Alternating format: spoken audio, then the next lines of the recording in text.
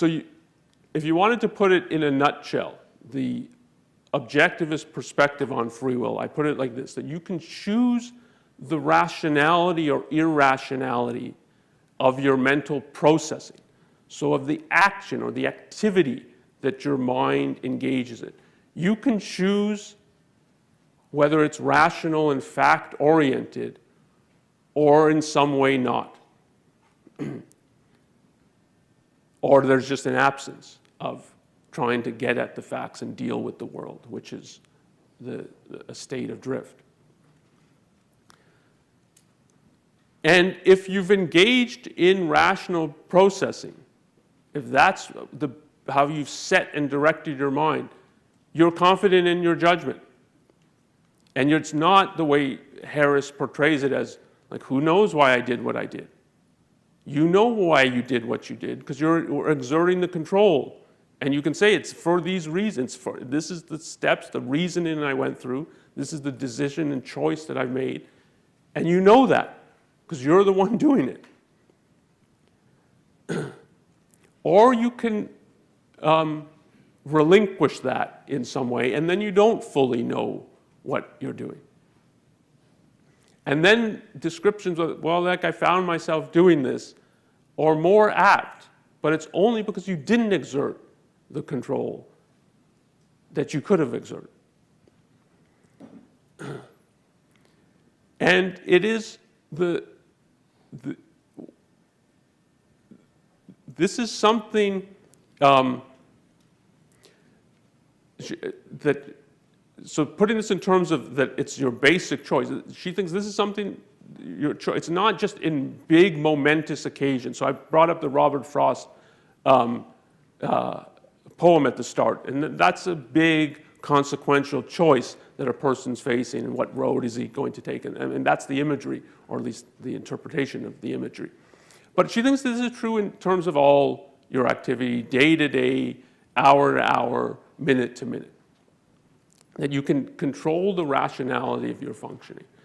And there's many ways in which you can deflect yourself from a proper path. So I'll give you, to cash out a little more, the issue of evasion, of what it means that you have control over whether you're oriented towards the facts and really trying to grasp them or not.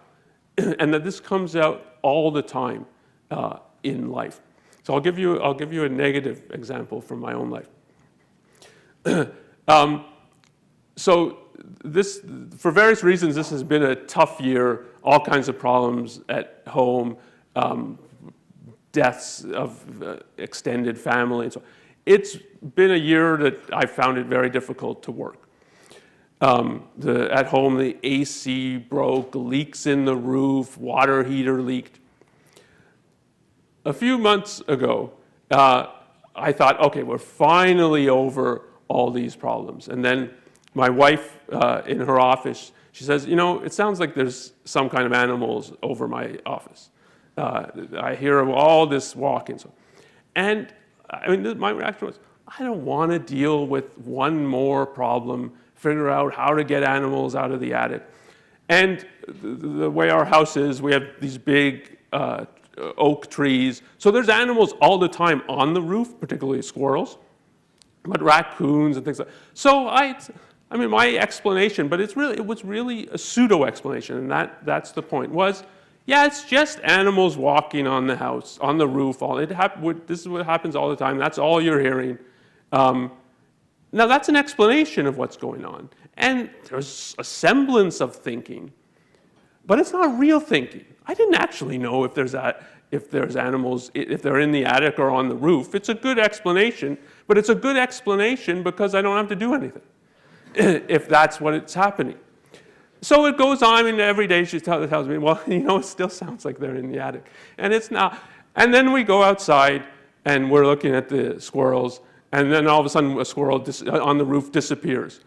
Now, unless, I mean, he's able to teleport, he's in the attic. And at that point, now you can double down. And in the end, I think, so if you read the objectivist literature, it's that evasion is the root of evil. And this is sort of the transition now into the more moral perspective. It's the root of evil from, I think, this perspective. Now, there are exceptions to this, but it's, do you double down? So it's, I didn't really think about it, and it was a pseudo explanation, but now am I going to come up with, oh, but it's not a problem that there's squirrels in the attic, so we don't need to do anything. I mean, they chew through everything. They chewed holes through the roof to get into the attic. So it is a problem.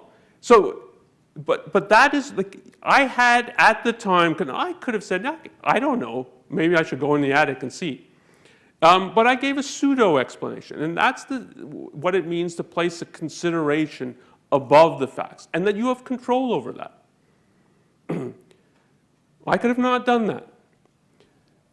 And but that's so it's in terms not of the particular decision, it's about the way that decision is made. That's what it means in terms of the processing, the rationality or the irrationality of it. And that you have direct control over that. And even if, as I say, if you don't exert it at some point, as I didn't in terms of thinking about the squirrels, you can exert that control at a later point. So that is how she thinks about the issue of free will. And that is what she thinks if you introspect your own functioning. That is what you observe about the functioning and the control over the functioning of your own mind. So now